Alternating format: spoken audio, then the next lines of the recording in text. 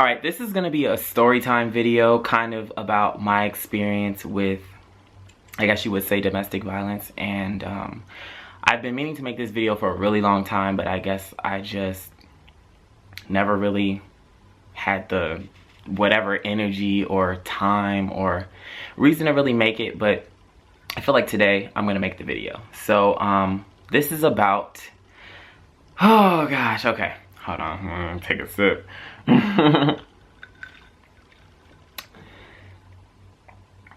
My mom planned a trip to Hawaii. This was about in the summer, about 4 months ago. And I was really excited to go on this trip because I haven't really been on a vacation in a long time and I've always wanted to go to Hawaii. So basically, it all started when me, my mom, my sister, and my stepdad arrived at the airport. Initially, I thought to myself, this is going to be a great vacation. I'm really going to enjoy myself. And like, I mean, it's Hawaii, for God's sakes. Like, of course you're going to enjoy yourself. Immediately at the airport, me and my sister were at the gate, about ready to get on the plane. You know how they like call like the people, like your boarding pass and stuff, to like get in line. So we were sitting down, we were talking, you know how we do, me and my sister really close. And he just my stepdad comes out of nowhere and he says, like, there's not going to be any problems on this trip, is there? There's not going to be any problems on this trip. And like, me and her looked at each other like, the fuck are you talking about? Like, if you guys know me in person, I'm like a really nice person. I'm really energetic. I'm really funny. Like, I like to have a good time and whatever. But for some reason, he has something against me. So I really found that weird when he said, like, there's not going to be any problems on this trip. So of course, we just let it go because we're about to go to Hawaii. We're about to crack open some motherfucking coconuts. We're about to just have a good old time. Let me take a sip. So I have anxiety. And I have to take Xanax to get on a plane. Like, literally, it freaks me the fuck out. I don't really know when my fear of flying started, but my mom got me the Xanax. So I took the Xanax and I was really calm for the flight. And of course, like a little sip of something. So it was really cool. Me and my sister were talking the whole time. We were really excited about, you know, exploring the island and doing different things like that. Well, we get to Hawaii and we get out from the airport, and for some reason my stepdad has like this attitude. Like, he just feels like basically almost as though I shouldn't be there, or I shouldn't have been on the trip because I'm too old. I'm not under 18 anymore, so I shouldn't be coming on a family vacation. And mind you, I had moved out by this point. I was living in Koreatown. I had my own apartment, my own place. So I drove up to my mom's house the night before we left for this trip. So I ignored it. We always ignore it, whatever. Fast forward, my mom, she says, oh, do you want to go to a luau? So I'm like, yeah, I've always wanted to go to a luau. So she gets the tickets for the luau, and there's like unlimited drinks. There's like fire breathers and pigs and like all these different types of things that, like, I guess, I don't know, people in Hawaii do. Like, I guess they had like a luau every Sunday at this place. And I was dressed from head to toe in like flowers and like I was looking bomb as fuck. So, but that's besides the point. I made a lot of new friends in Hawaii, which is really cool. And we were just having a great time. When I tell you that this was the best time I ever had with my family, and in the longest time, it basically was. And so basically the luau comes around and we're celebrating, we're having fun, we're eating good food, we're meeting people, yada yada yada. Finally, it's time to go. So I'm looking for my mom and I'm like, where, like, me and my sister are together, so we're both looking for her. We're like, where is she? Where is she? So we're walking around the hotel because that's where the luau was, and we see my mom and my stepdad at the bar drinking. But I mean, it's vacation, so who's not gonna have a drink or two? So we were like, oh, are you guys ready to go? Because you guys texted us saying like you're ready to go. And they were like, oh, well, okay, let us finish up our drinks and then we'll go. So basically, we were waiting in the lobby, whatever. Finally, they were ready to go. And they were like, okay, come with us back to the rental car. The rental car is a car that was in his name, was in my stepfather's name. So he was the one driving. So he's like, okay, everybody get in the car. So mind you, before this, we had eaten cakes, chocolates, all types of sweets, and you know, mixed with liquor, all that other stuff. And my stomach was kind of acting up because, like, I'm lactose intolerant for one, and then number two, it's just the mixture of all that stuff basically made my stomach hurt. So I had a little bit of gas, I will admit. I mean, whatever, it's natural, it happens. And I'm the type of person where if I have gas, like, I'll do, like, if it's an accident, like, I'll do it, whatever, but I'll say sorry, or like I'll try to walk away, whatever the case may be. It doesn't matter, and it doesn't justify what's about to happen.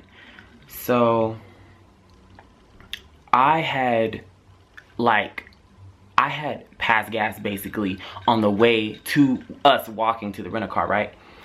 And he was just like, oh, what's that smell? What is that? Like, did you do that? And I was like, oh yeah, I did that, but like, we're outside, like, yada yada yada, right?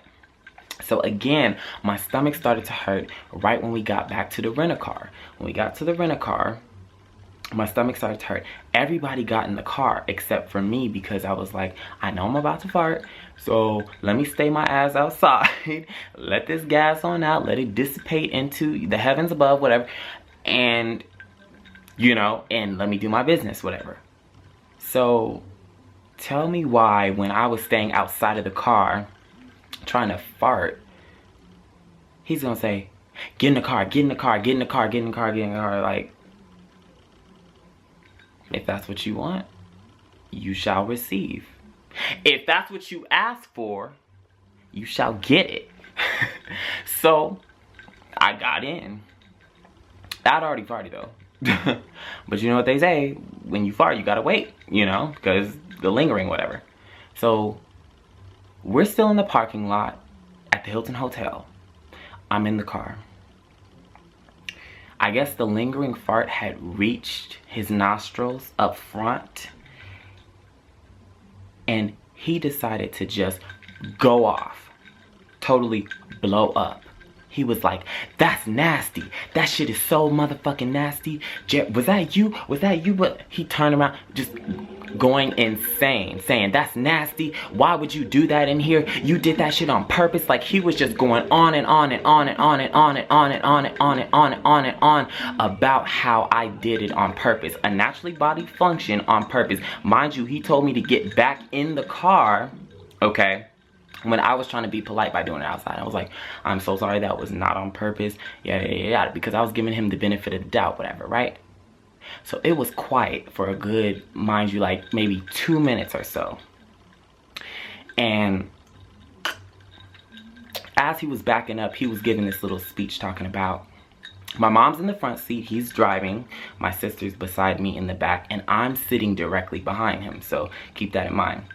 He's giving this little speech talking about, oh, you know, the next time that you do some shit like that, you're gonna have to deal with me.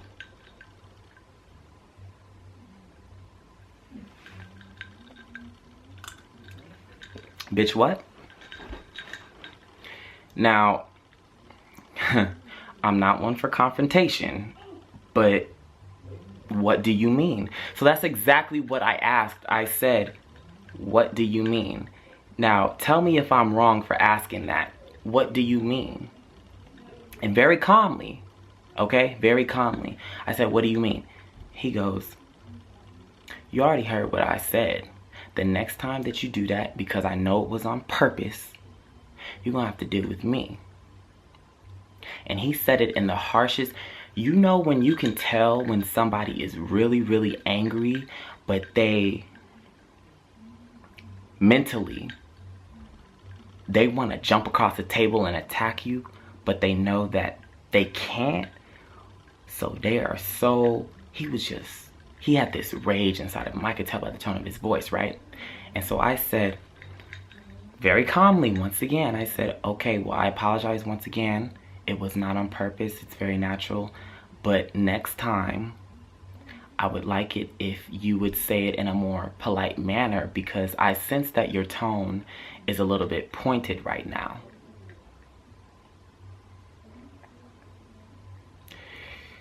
Do you know when I said that? He popped the fuck off.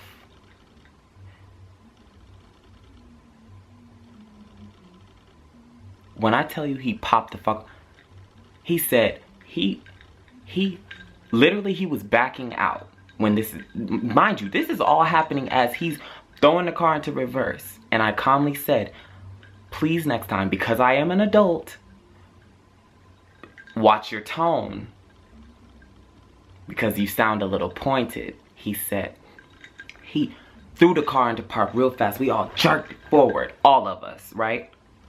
And he turned around to the back, because I was sitting right behind him.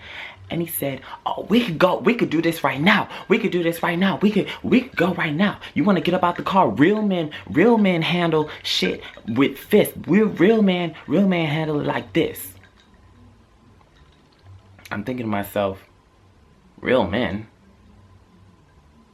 This goes back to what I was talking about the preconceived notions about the way that you dress, or the way that you are, or whatever people perceive you. He has something against me, and because of liquor, his true feelings are coming out, and his true thoughts and beliefs and the way he views me is coming out. And I'm like, why is my stepfather, somebody that my mom married, okay, not my real father, treating me this way, talking to me this way, especially in front of his woman, and just being extra. So my sister was just like looking at all this, because she's sitting beside me like, is he drunk right now? Like, what's going on? He was just going off the mouth. He was just throwing insults like they were nothing. He was throwing insults like they were nothing. And I was like, you know what? You need to stop talking to me that way. You need to stop talking to me that way. You need to stop talking. Like, I just kept saying, you need to stop talking to me that way. You need to stop talking. And he was like, I will fight you right now. I will get you.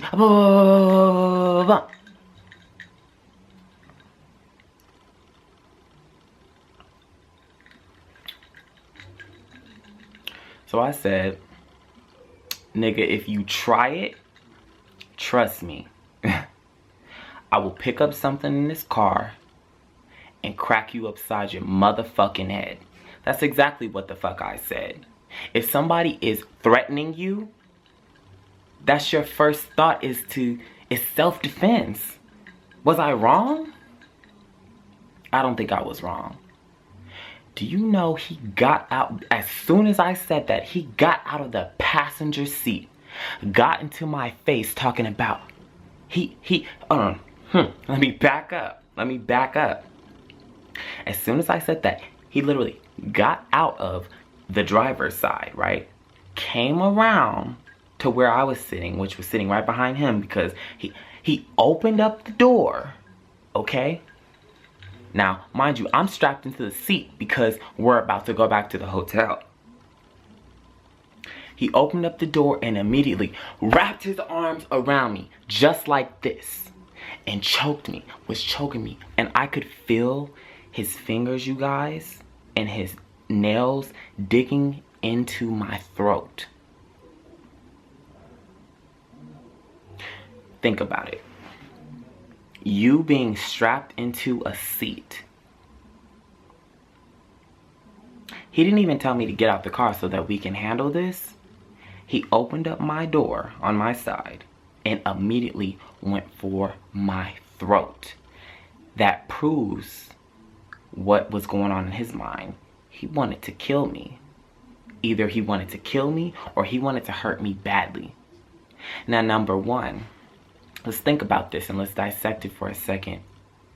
If you're married to, number one, my mother, no matter what the fuck you think about me when I've done nothing to you, you've got to respect me. you've gotta treat me like a human being, like an adult, and your little personal feelings shouldn't warrant you wrapping your hands around my throat. That is exactly what he did, and he was squeezing hard. If you're married to this woman, my mother, sitting in the front seat, in the passenger seat, why would you even want her to see that? Because it says a lot about your own character. So he's choking me for a good, I would say 10 seconds. But as he's doing this, my sister is kicking and saying, "Get the fuck off my brother. Get the fuck off my brother." Blah, blah, blah. Like, kicking him. And the more she kicks him, he's squeezing and squeezing and squeezing. And my mom is screaming in the front passenger seats, "Get off of him. Get off. Please stop. Please stop. Please stop. Please stop." Whatever. He finally lets go, and I'm like, what the fuck just happened? Because it happened so fast. And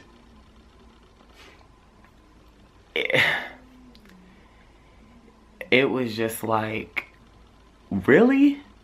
You're gonna choke me, and in front of my sister and in front of my mom, and then I'm supposed to be like your stepson, and like, I just was in shock because it happened so fast. As soon as he let go of me, he slammed the door, got back into the driver's seat like nothing, and strapped his seatbelt back in and proceeded to back up and start driving.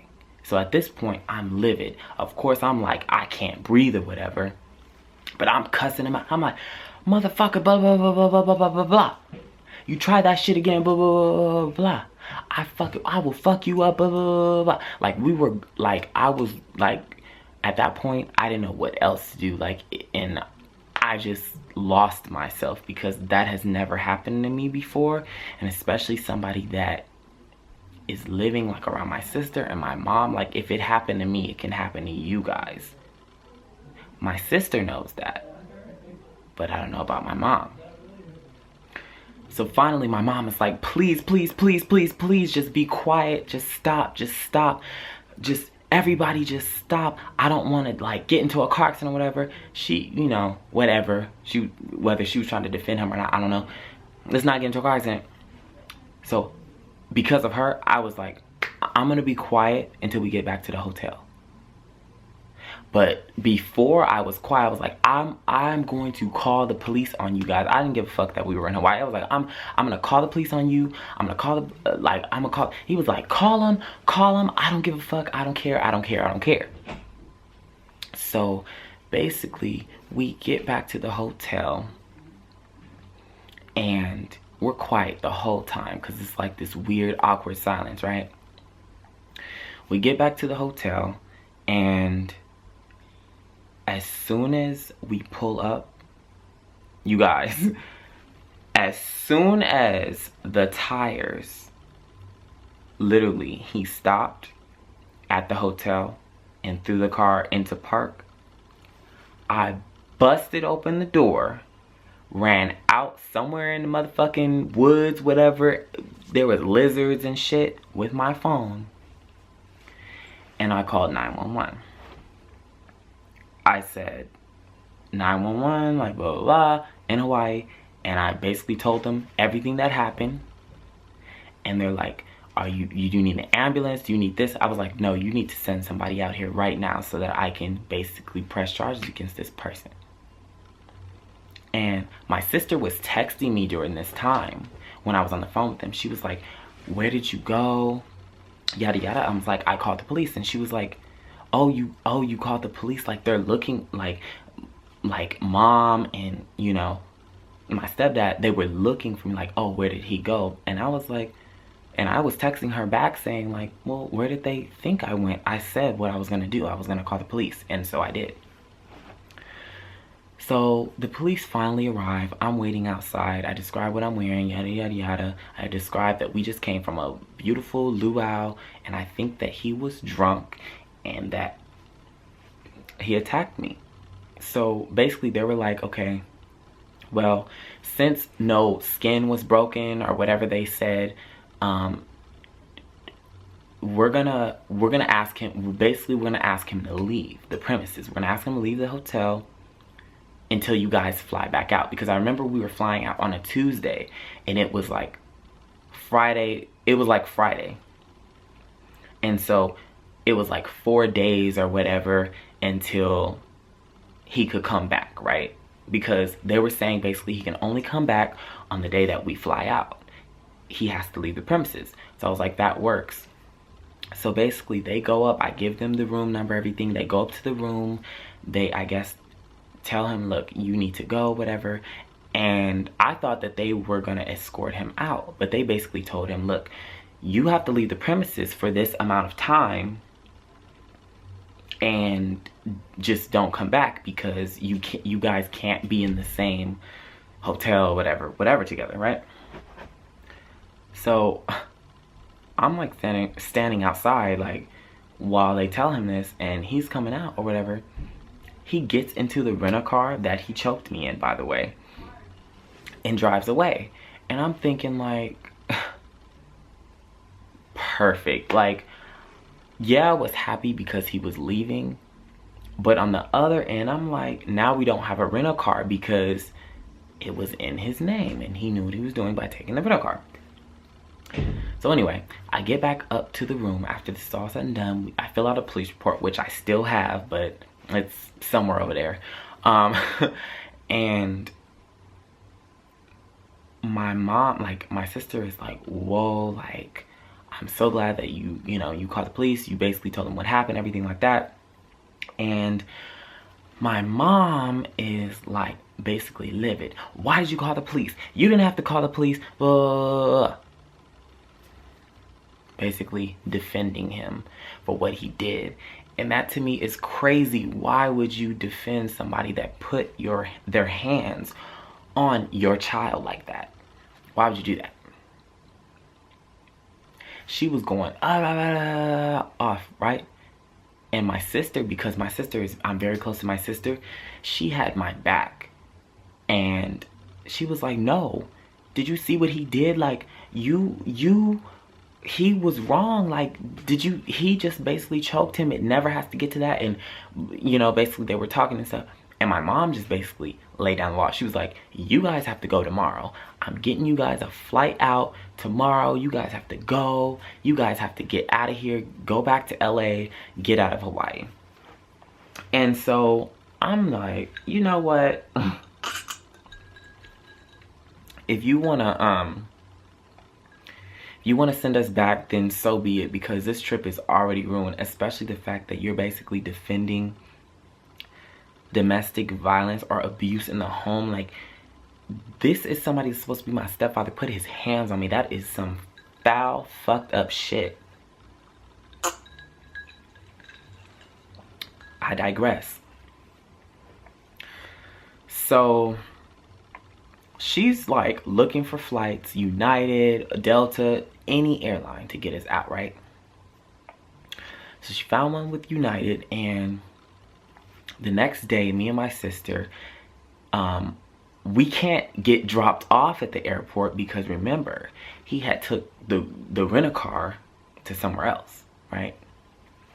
So we were at the airport. My mom was like, I don't care. You guys just have to go. You guys have to go. I can't believe you called the cops on him, whatever. So she got us a taxi to go to the airport, which was about 10 miles away.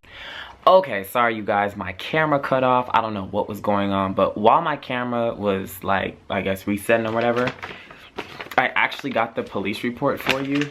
And I'm gonna show you just the top of it because I don't want to show like names and whatnot. But look, it says, warning, citation, abuse of family or household member.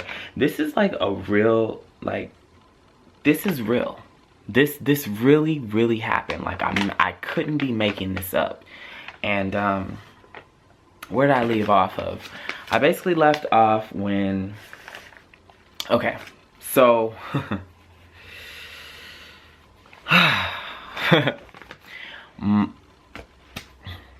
Me and my sister got to the airport the next day. We had to take a taxi to the airport because obviously he took the rental car. When we got to United, me and my sister were kind of just like, okay, what do we do? Because my mom gave us all these instructions. You have to do this to transfer this and do that. Basically, when I tell you, basically, we were at the airport for 10 hours and nothing happened. Like, this could be a whole nother story time video, but I'm just gonna sum up basically the timeline events that happened. We got to the airport, me and my sister.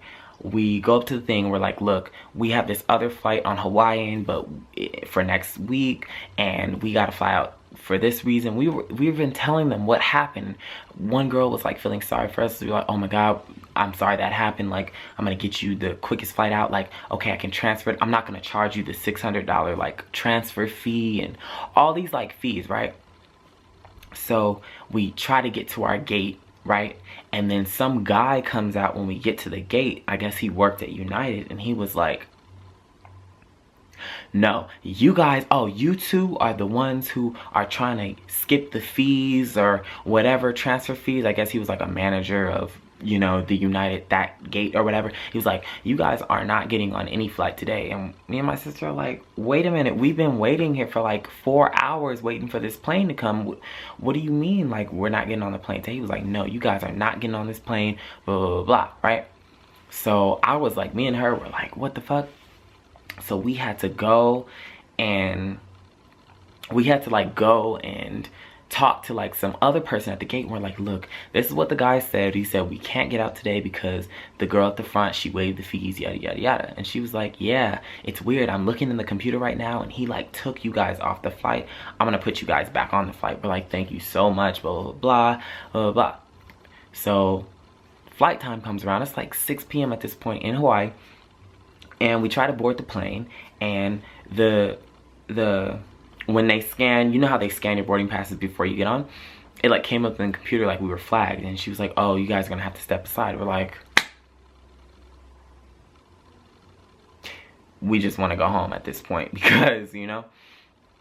And they basically explained to us after, like, you guys can't go because you didn't really pay this fee to get on this plane and blah, blah, blah. And we're like, because they waived it, that's what nice customer service does. I know it costs money to change flights and get an earlier flight out, but because of this situation, they waived it. Can you guys have a heart? Please, please, please, please let us on this flight. They're like, no, there's no chance you can get on this. Do you know that we went through it twice? Because it was like 6 p.m. They told us no. They told us, well, maybe because now the manager, whatever, is back. So talk to him, go back through the gates. We went through all these gates, and you guys know how airports are. They're airports are, that's a whole nother story. And so we talked to him, and he just had the rudest, meanest, nastiest attitude. And like, he was just like, no, unless you pay. And at that point I was just like, okay, we'll pay the $600. Please, we just want to get home. We can't go back to the hotel. Like, my mom, like, she was tripping. Like, it was just ridiculous. So he's like, oh, well, you can't do that anymore. That's not an option for you guys tonight. So blah blah blah. I'm like, I feel like he just didn't have a heart at that point, because he had the power to let us on a flight, but every time somebody was nice that we ran into and we told them the story, a representative from United, they would let us on the flight. He would like, I feel like he was just checking all day long, and he would take us off of the flight. Anyway, we just gave up at that point. We were just like, fuck it, because we're not, it's like 10 o'clock. We were there since 9 o'clock in the morning trying to fly back to LA. And we had like 2 or 3 other flights that we could have been on that we were waiting at the gates for. And every single time we were flagged at the gate. So finally we walk outside of the gate in Hawaii at the airport. And we're just like, okay, what do we do? Like, we have to try to get back to the airport. I mean, not the airport. We have to try to get back to the hotel. So we try to get back to the hotel, and we call my mom, and we're just like, hey, look, we couldn't get on any flight. They weren't letting us every time we tried, and we've been here all day. we're just gonna come back. Can you like call us a cab or something? She was like, what? Like, I'm not calling you a cab. And basically acting real funny. Like, we were like, what do you mean you're not calling us a cab? Like, we have to get back. We have no place to stay tonight. So, sorry, I need a little sip of it.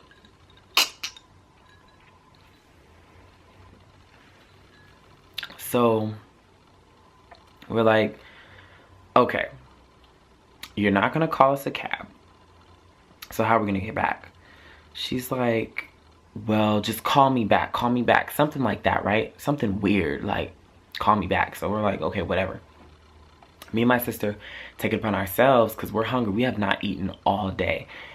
We start to walk in Hawaii, mind you, to like find food or whatever, out of the airport. Mind you, there's giant, big ass roaches, okay? Like, probably the size of like a football, literally. Like, if you guys have been to Hawaii before, you guys know about the large roaches. I mean, it's a beautiful, beautiful state, but like, the roaches are ridiculous. Crawling around, and there was like chickens shitting everywhere. It was like crazy, right?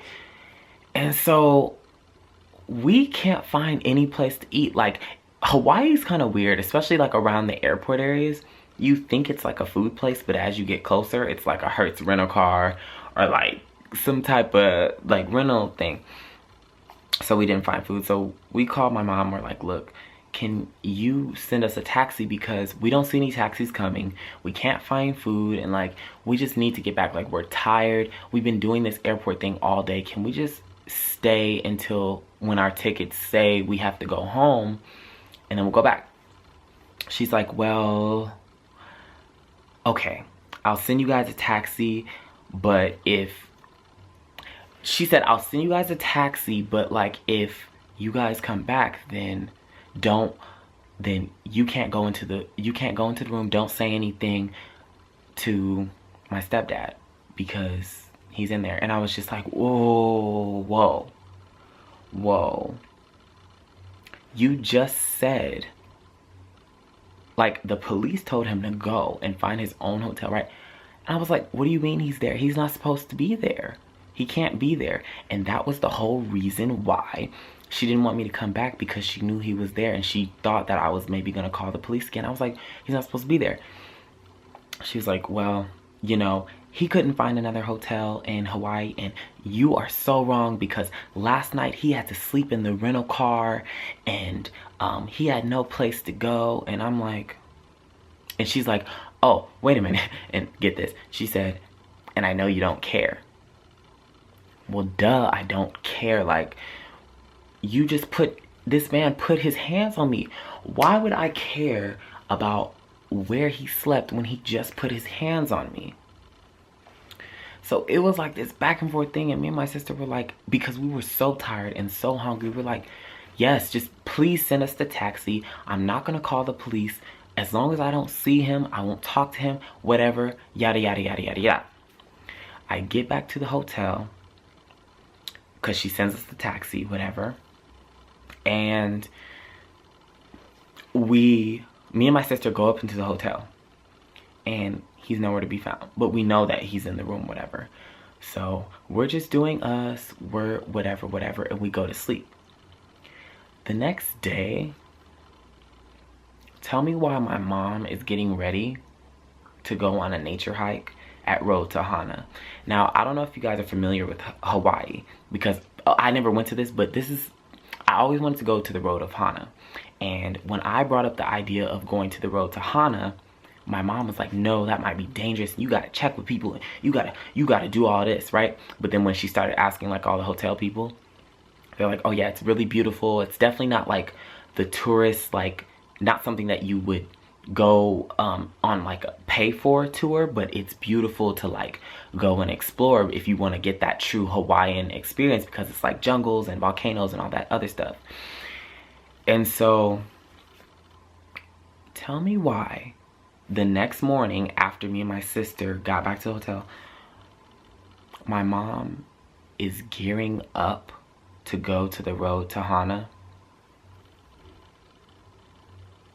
When she said she wasn't gonna go, and then she said she was going with him as in my stepdad, I was livid because I was just like, you sat up here and talked about we cannot go to the road to Hana, and then now you're gonna go, but you're gonna go with somebody who just put their hands on your child. How does that make sense? The whole time, the rest of the trip before we went home, it was extremely awkward.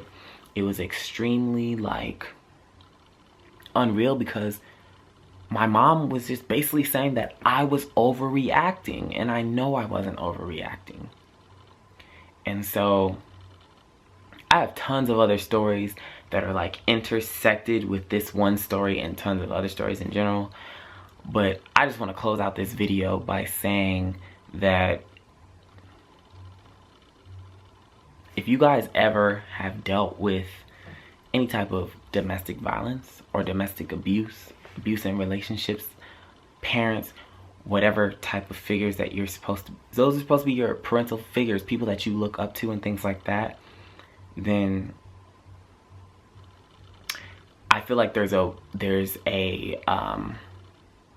There's a way out, and that way out is by trying to be self-sufficient, get out there on your own, make your own money, and live as far as possible away from these people. Because in my opinion, and this is very terrible for me to even think, but I feel like my mom is brainwashed, and I also feel like she doesn't like me as a person. So that is basically all I have for you guys today. I know this was a very, very long video, and if you want more story times, let me know in the comments below. And until next time, peace.